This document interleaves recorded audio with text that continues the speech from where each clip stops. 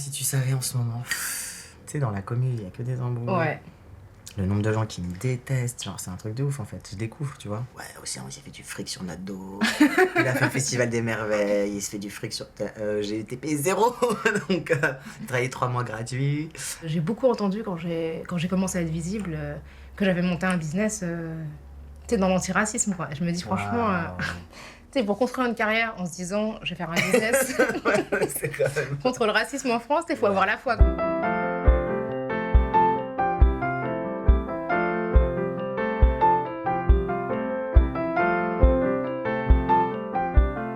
Je fais une manif en fait et il y a un jeune journaliste noir qui vient, il me dit j'ai entendu beaucoup de choses sur vous et vous avez la réputation de ne pas laisser de place pour les autres personnes noires dans les médias. De penser que j'ai le pouvoir en fait de créer de la place dans des médias nationaux, déjà c'est du fantasme fois 1000.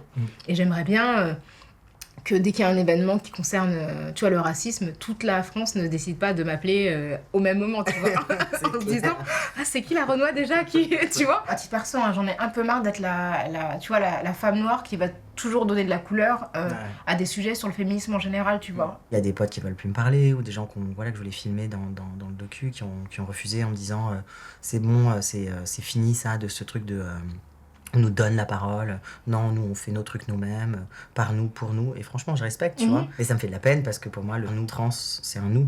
Oui, c'est un nous, mais parmi les personnes trans, il y a des gens qui ont un vécu particulier qui implique une réunion entre des vécus similaires. T'as quand même une personne qui va construire à la fois son image, sa notoriété sur toi. Et toi, t'es là, bah, t'as juste donné ta voix, t'as donné 3 heures, mais t'as rien en retour, quoi. Oh bah moi je les paye, hein. Oui. Parce que je voulais pas d'embrouille. Hein, mais ça, tu l'as compris, tu vois. Oui, bah, mais oui. dans la plupart des cas, les gens sont pas payés. D'ailleurs, ça fait combien de temps là que tu me... Moi, ma charge mentale... En plus, je fais psy pour les blancs. Cette fragilité blanche, tu sais, pourtant, c'est pas comme si j'étais pas au courant, mais je suis pire des fragiles, je suis là. Genre, j'ai un tweet qui me critique, je suis là. Je peux plus dormir et tout. Toi, t'as genre 200 menaces de mort, t'es là, bon, bah, qu'est-ce qu'on fait ce soir? Je pense que de toute façon, ton environnement, c'est ce que t'as de plus précieux, quoi. Ouais. De gens qui soient bienveillants et qui, même si ces gens te critiquent, que ces gens le fassent en tenant compte aussi de ta sensibilité, quoi. C'est ce que font les amis, quoi. C'est ce que font les amis. Donc, ça fait que 2 ans que t'es là, alors. Ouais, ça fait 2 ans. Et là, t'as quel âge? 21. De base, je viens de Metz. Il y a beaucoup de noirs, mais c'est pas parce qu'ils sont noirs qu'on est dans le même état d'esprit. Ils sont pas LGBT. Enfin, tu vois, il y a plein de trucs qui font qu'il y a un gros fossé entre nous, tu vois. Donc, tu te retrouves vraiment seul, quoi. T'as envie un peu de recommencer à zéro quand tu fais ta transition, enfin, entre guillemets, tu vois. Repartir sur de nouvelles bases. Toi, t'as commencé ta transition, t'avais quel âge? J'avais 18 ans. Enfin, je le voulais depuis longtemps. Je pensais que j'étais lesbienne. Ouais. J'ai vu un documentaire un jour, j'étais en mode genre, oh waouh. Ça existe. Genre, ah ouais, ça existe vraiment et tout. Et après, tu deviens obsédé par l'idée, tu vois. J'en ai parlé à ma mère quand même avant. Ouais. Tu vois, genre, j'ai introduit le sujet en mode. Genre, tu sais, je lui glissais des profils Instagram sous le nez en mode genre, regarde maman comment c'est bien. T'as vu comme il est heureux et tout. Après, t'es en mode, ah ouais et tout. Et après, je lui ai dit, bah, je veux. Elle a dit, bah, si c'est ce dont t'as besoin pour être heureux, on y va, quoi.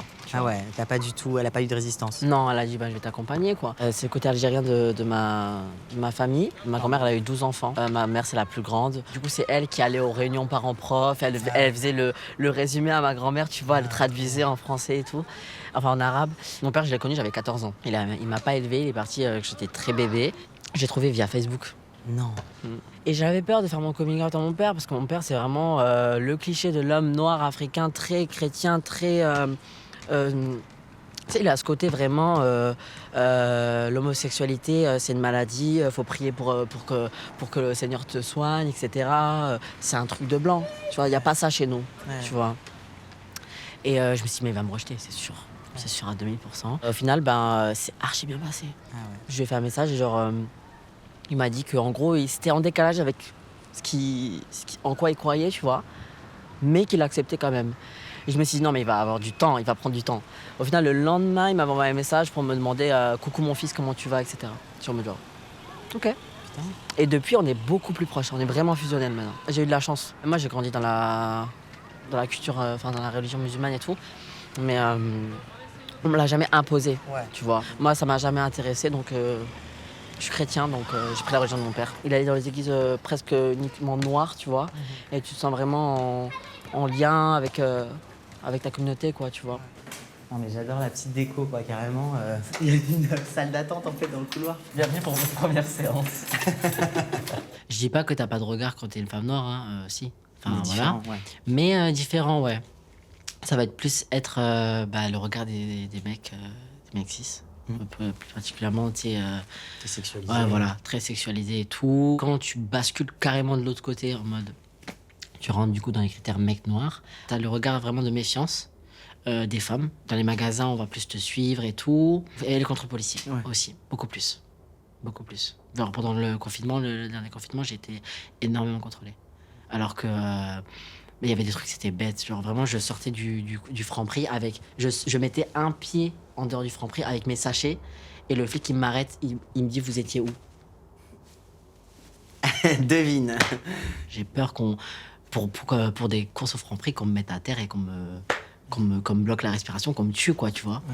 Et je sais que ça, je l'avais moins avant. Alors que la transphobie, j'en ai peur avec tout le monde, en fait. Par exemple, quelqu'un qui va me fixer longuement dans le métro, je vais pas me dire, il me fixe parce que je suis noire.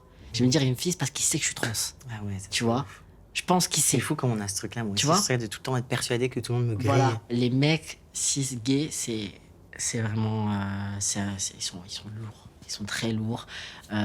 Surtout ce mec cis gay blanc. J'ai la double fétichisation, tu vois. J'ai une petite tête de rebeu, excitant. T'es un trans, oh super, nouvelle expérience.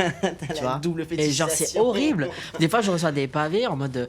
Ouais, j'ai envie de tester un truc de nouveau et tout. Ouais, j'ai une expérience. Hein. J'aime les mecs et tout. Mais toi, je pourrais faire une exception. Ok. Et j'ai envie de tester un truc de nouveau. Et comme toi, t'es un mec avec un vagin, c'est parfait. Ouais. Tu vois.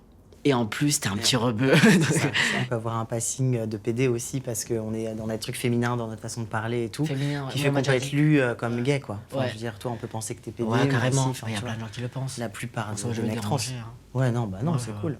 Moi, je Non. préfère encore ça que d'avoir l'air hétéro, je crois. De ouf. Parce que moi, je suis blanc, tu vois, donc moi, c'est vraiment le mec Ouais. hétéro, blanc, fait bourge. beaucoup, Ça fait beaucoup, quoi, tu vois. Au moins, si j'ai l'air PD, je préfère, tu vois ce que je veux dire. Non, mais en vrai, genre, moi, on me le dit souvent, j'ai l'air gay. Ouais. Mais c'est parce qu'en fait, Mais on garde des trucs.